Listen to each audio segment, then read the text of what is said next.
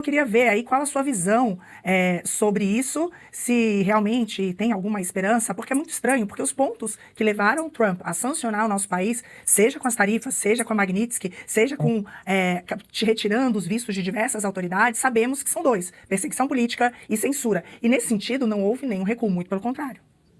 É certo que as medidas que os Estados Unidos tomou foram tomadas para puxar um comportamento, uma mudança de comportamento, uma correção dos abusos no Brasil, né? Esses abusos não foram corrigidos e as medidas que os Estados Unidos tomou não mudaram. Ao dia de hoje não registra nenhum ponto politicamente nos Estados Unidos 50% de tarifas contra o Brasil, né? Não tem um custo político isso.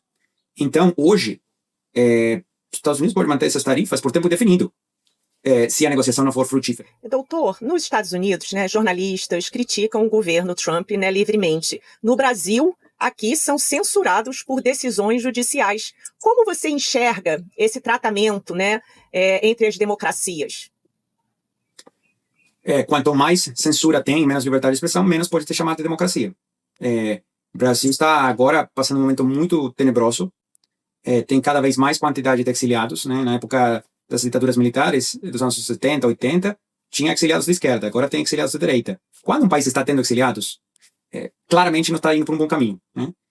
Então, assim, a mídia, inclusive de esquerda, cúpula de governança hoje, vários dos quais já foram exiliados eles mesmos, deveriam avaliar qual é a imagem para o país deles, né, do Brasil, quando tem um incremento de exiliados políticos que o sistema que eles estão impondo está gerando.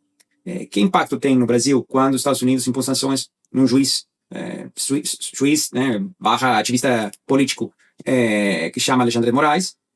Que impacto tem no país quando os pedidos de extradição e os pedidos de apreensão da Interpol originando no Brasil são cada vez menos respeitados? Alguém foi exiliado? Algum perseguido político de Alexandre de Moraes foi exiliado para o Brasil? Até hoje, que eu saiba, zero, né? Nenhum país vai exiliar, extraditar a um perseguido político do Alexandre de Moraes para o Brasil. Que quer dizer isso sobre a imagem do judiciário brasileiro? Então, assim, aos poucos eles estão, de certa forma, convertendo a democracia liberal que o Brasil tinha em algo mais controlado, né? E esse controle vem de um assessoramento chinês, como todos sabemos.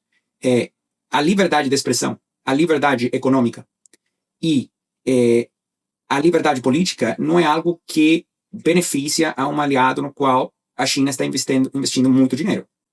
Então, isso eu acho que estamos num período potencialmente de decisão, né? Se isso vai continuar sendo uma democracia liberal ou se, para satisfazer os sócios chineses, vamos modificar para que seja uma quase democracia, mas menos liberal.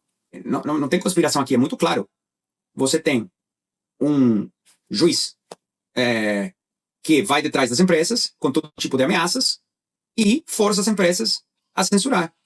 Então, hoje, os Estados Unidos estão vivendo um momento que essas empresas estão tirando toda a censura e o Alexandre está insistindo que no Brasil não, que no Brasil tem que censurar mais ainda, né? Com o apoio do PT.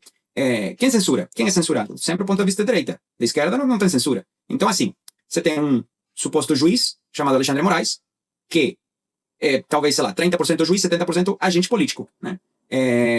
Que força as plataformas a suprimir o ponto de vista da direita e apoia a expansão do ponto de vista da esquerda. Não é muito complexo, né? Internacionalmente, isso está ficando cada vez mais claro.